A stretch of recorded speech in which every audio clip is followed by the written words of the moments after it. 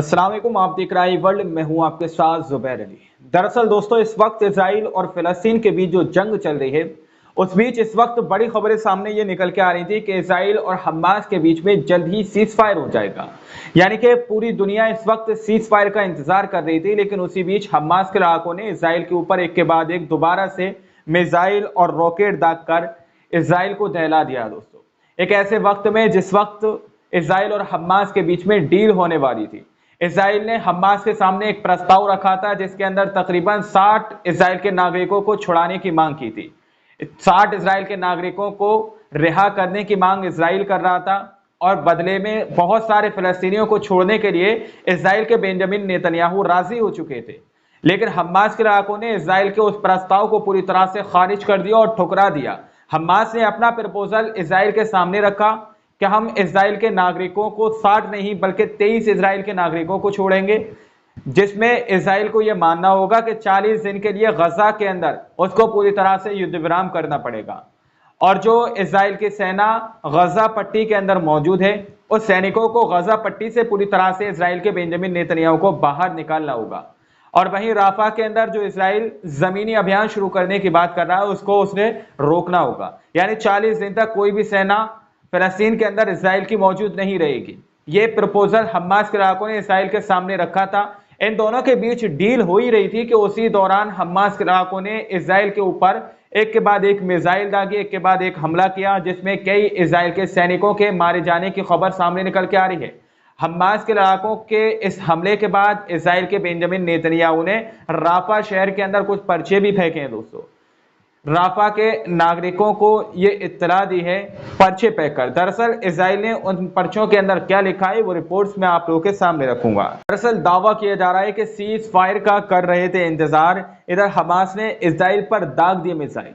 Hamas ने रविवार को गाजा पट्टी में सहायता पहुंचाने के लिए इसराइल के मुख्य क्रॉसिंग पॉइंट पर बड़ा हमला कर दिया। हालांकि सभी देश एक और ये उम्मीद लगाए थे कि शायद दोनों देश सीज फायर के लिए जाएं, यानी कि दोनों देशों के बीच जो है सीज फायर हो जाए। लेकिन उसी बीच हमास के लड़ाकों ने इसराइल के उस पॉइंट पर हमला कर दिया जहां से मानव सहायता को रोका जा रहा है। गजा पट्टी के अंदर गजा के नागरिकों तक मानव सहायता पहुंचने से रोकी जा रही है। वहां पर हमास के लड़ाकों ने मिसाइल दागे। दोस्तों, लेकिन इस हमले के कारण फिर से दोनों देशों में तनाव और बढ़ गया। इसराइल के एक मीडिया चैनल ने बताया कि इसराइल के केरेम शलोम क्रॉसिंग पर हमले में कई इजरायली लोग घायल हो गए हैं।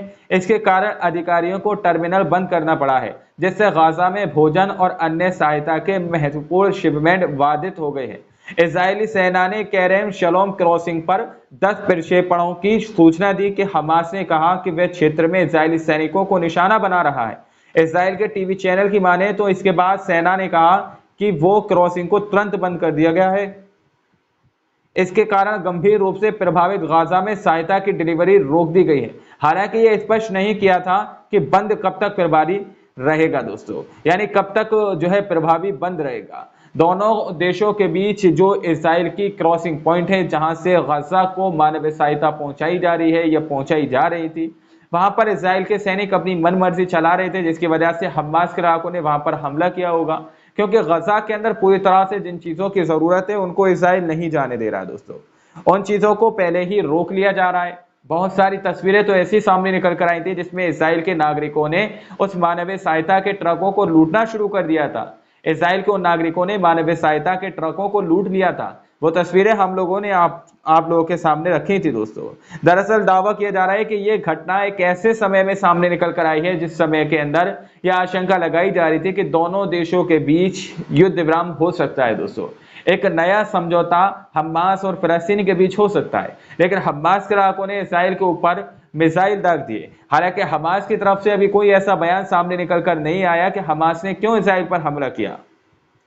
यह घटना ऐसे समय में हुई है जब गाजा भोजन, दवा और अन्य मानव वस्तुओं की कमी के साथ मानवीय संकट का सामना कर रहा है। इस हमले से मिस्र में चल रही संघर्ष विराम वार्ता के जटिल होने की धमकी दी गई है।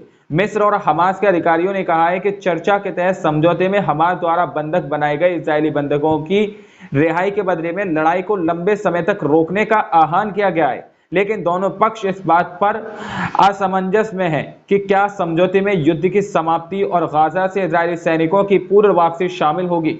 ये जो है सवाल पूछा जा रहा है दोस्तों। क्या ये जो समझौता हो रहा है जिसमें हमास के लड़ाकों ने इसराइल के सामने ये प्रस्ताव रखा है कि एक लंबे समय के लिए ये युद्ध विराम करना चाहिए इसराइल को, यानी कि 40 दिन का समय हमास के लड़ाकों ने इसराइल से मांगा था कि 40 दिन तक ये युद्ध रोका जाएगा और गजा से फिलिस्तीन के अंदर से इसराइल को अपने हर एक सैनिक को बाहर निकालना होगा। उसके बाद दोबारा से जंग शुरू इसराइल कर ले, कोई दिक्कत नहीं है। ये बात हमास के लड़ाकों ने कही थी। अब इसी बीच हमास ने इसराइल के ऊपर हमला कर दिया, जिसकी वजह से दोनों के बीच दोस्तों तनाव बढ़ गया है। लेकिन उसी बीच ये बात बताई जा रही है कि गजा के अंदर दवा, मानवीय सहायता, पानी, बिजली, ये चीजों की आपूर्ति नहीं हो पा रही है, जिसकी वजह से हमास के लड़ाकों ने इसराइल के ऊपर दोबारा से मिसाइलें दागी हैं।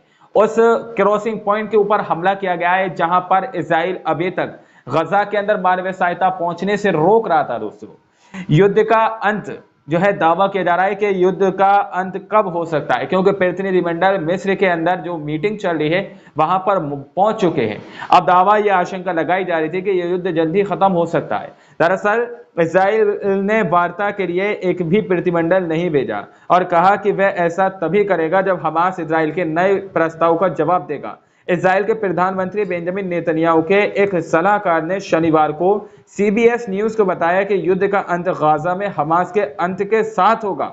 ऐसे ही रविवार को भी रहा, हालांकि जब नेतन्याहू ने हमास पर अस्वीकार्य मांगे करने का आरोप लगाया है। दोस्तों यानी कि यहाँ पर जो इजराइल के बेंजामिन नेतन्याहू के एक सलाहकार हैं, उन्होंने इस बात को बताया कि जब तक हमास का अंत नहीं होगा तब तक इस युद्ध का अंत नहीं हो सकता। ये बात इजराइल के बेंजामिन नेतन्याहू के एक सलाहकार ने एक न्यूज चैनल को बताया है। वहीं दावा यह किया जा रहा है कि इजराइल के बेंजामिन नेतन्याहू ये कह रहे हैं कि हमास के लड़ाकों ने कुछ ऐसी शर्तें इजराइल के सामने रखी हैं जो अस्वीकार्य हैं, यानी कि जिसको इजराइल स्वीकार नहीं कर सकता, एक्सेप्ट नहीं कर सकता, उन शर्तों पर राजी नहीं हो सकता।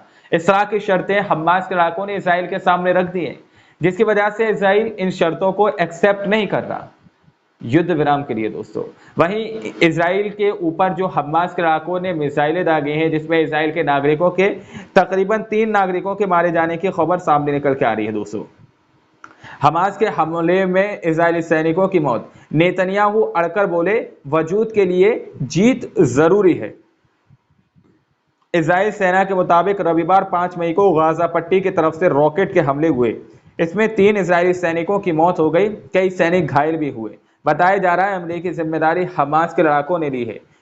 इसके बाद से राफा पर इजरायली हमले की खबरें आ रही हैं। न्यूज एजेंसी रॉयटर्स की रिपोर्ट के मुताबिक फिलिस्तीनी स्वास्थ्य अधिकारियों का कहना है कि इजरायली फायरिंग में कम से कम 19 लोगों की जान गई है। हमास ने कबूला है कि उन्होंने करेम शलोम के पास इजरायली सेना के बेस पर रॉकेट से हमले किए थे। हालांकि रॉकेट कहां से चलाए गए थे ये जानकारी नहीं दी गई दोस्तों। यानी कि इसके अंदर तकरीबन 19 जो है फिलिस्तीनियों को मार दिया गया इसराइल की तरफ से जो फायरिंग की गई थी, और इसराइल की तरफ से जवाबी कार्रवाई भी की गई है। हमास के इलाकों के ऊपर मिसाइलें भी दागी गई हैं। हालांकि किधर की तरफ से इसराइल ने मिसाइलें दागी उसको स्पष्ट नहीं किया गया, रिपोर्ट के अंदर कवर नहीं किया गया है। वहीं राफा के अंदर तकरीबन 13 से 14 लाख लोग जो फंसे हुए हैं, वहां पर इसराइल ने फिर से दोबारा से ये पर्चे फेंकना शुरू कर दिए हैं। ये पर्चे जो आप लोग स्क्रीन पर देख रहे हैं, ये पर्चे इसराइल की तरफ से राफा के नागरिकों को दिए गए। दोस्तों इसराइल फौज ने मशरकी रफा के मुतअद्दिद इलाकों में फिलिस्तीनी बाशिंदों और बेघर अफराद को कता बच्चे के जरिए फौरी तौर पर इनखला के अहकाम जारी करते हुए उन पर जोर दिया है कि वो फौरी तौर पर अल मवासी कस्बे में मुंतकिल हो जाए। दोस्तों अल मवासी जो कस्बा है, जो एक इलाका है अलग, वहां पर वो पूरी तरह से मुंतकिल हो जाए, यानी कि राफा के मगरबी इलाके को जो है पूरी तरह से खाली कर दें। ये वार्निंग इसराइल की तरफ से उस राफा के लोगों को दी गई है। उसी तरह से पहले गजा पट्टी के अंदर इसराइल ने इसी तरह के पर्चे फेंके थे कि पहले उत्तरी गजा पट्टी को खाली करो, फिर दक्षिणी गजा पट्टी को खाली करो। इस तरह से उसने हौले हौले करके पूरी गजा पट्टी को खाली करा लिया। अब राफा के अंदर भी इसराइल वही चाल चलने की कोशिश कर रहा है और लोगों को वहां पर डराने और धमकाने की कोशिश कर रहा है पर्चों के माध्यम से। दोस्तों तो ये कुछ बड़ी खबरें सामने निकल कर आई थी कि किस तरह से युद्ध के दौरान, जब युद्ध विराम के दौरान इस तरह से दोबारा से जो है जंग छिड़ने का, बड़ी जंग छिड़ने का जो है अंदेशा इसमें जताया जा रहा है। जिस तरह से इसराइल के बेंजामिन नेतन्याहू के जो सलाहकार हैं वो ये कह रहे हैं जब तक हमास के लड़ाकों का अंत नहीं होगा तब तक ये इस जंग का अंत नहीं होगा, क्योंकि हमास के लड़ाके एक वो मर्द मुजाहिदीन है जिन्होंने इसराइल की नाक में पूरी तरह से दम करा हुआ है, पूरी तरह से इसराइल को अपने कब्जे में किया हुआ है। बहुत सारे नपुंसक जो अपने आप को मुस्लिम हुक्मरान होने का दावा करते हैं दोस्तों, वो आज फिलिस्तीन को पूरी तरह से अकेला छोड़ चुके हैं। यही कुछ मर्द मुजाहिदीन है यमन के हूती से, और जो फिलिस्तीन के जो मुजाहिदीन है हमास के लड़ाके हैं, ये हिजबुल्लाह है या अल-क़स्साम ब्रिगेड्स के लड़ाके हैं, यही लोग जो हैं सिर्फ फिलिस्तीन को इस वक्त बचाते हुए नजर आ रहे हैं। और यमन के हूतीस वही मर्द मुजाहिदीन है जिन्होंने एक मुस्लिम और अरबी लोगों का चेहरा इस वक्त बचाया हुआ है दोस्तों, वरना फिलिस्तीन को कब का ही नष्ट कर दिया जाता। लेकिन अभी तक बहुत सारे मुस्लिम और अरबी देशों के कान पर जूं तक रेंगती हुई नजर नहीं आ रही है। अब आप लोग इन रिपोर्ट्स को देखने और सुनने के बाद क्या सोचते हैं, क्या समझते हैं, अपनी राय कमेंट सेक्शन में हमें जरूर दीजिएगा। मिलते अगली वीडियो में, जब तक के लिए अपना ख्याल रखिएगा।